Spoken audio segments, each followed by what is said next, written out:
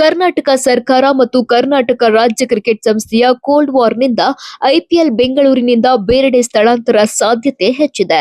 ಹೊಸ home ground ಹುಡುಕ್ತಿರುವ RCB ಮಹಾರಾಷ್ಟ್ರದ Pune cricket ಸಂಸ್ಥೆಯಲ್ಲಿ ಐಪಿಎಲ್ ಪಂದ್ಯಗಳನ್ನಾಡಲು ಆಸಕ್ತಿ ತೋರ್ತಾ ಇದೆ. ಒಂದು ವೇಳೆ ಪುಣೆ ಫೈನಲ್ ಆದ್ರೆ ಬೆಂಗಳೂರು ಕ್ರಿಕೆಟ್ ಅಭಿಮಾನಿಗಳಿಗೆ ಭಾರಿ ನಿರಾಸೆ ಆಗಲಿದೆ. ಜೂನ್ 4, 2025 ಚಿನ್ನಸ್ವಾಮಿ ಕ್ರೀಡಾಂಗಣದ ಬಳಿ ರಾಯಲ್ ಚಾಲೆಂಜರ್ಸ್ ಬೆಂಗಳೂರು ತಂಡದ ವಿಜಯೋತ್ಸವದ ವೇಳೆ ಕಾಲ್ತುಳಿತ ಸಂಭವಿಸಿತ್ತು.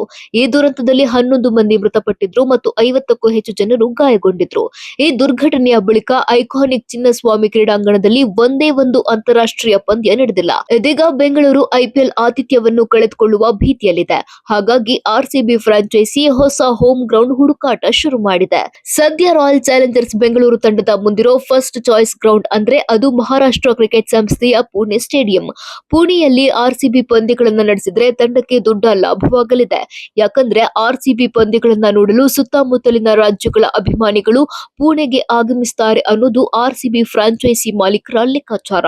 ಜೊತೆಗೆ ಚಿನ್ನಸ್ವಾಮಿ ಹೋಲಿಸಿದರೆ ಪುಣೆ ಸ್ಟೇಡಿಯಂನಲ್ಲಿ ಇನ್ನೂ 11,000ಕ್ಕೂ ಹೆಚ್ಚು ಅಭಿಮಾನಿಗಳಿಗೆ ಪಂದ್ಯ ವೀಕ್ಷಣೆಗೆ ಅವಕಾಶ ಸಿಗಲಿದೆ.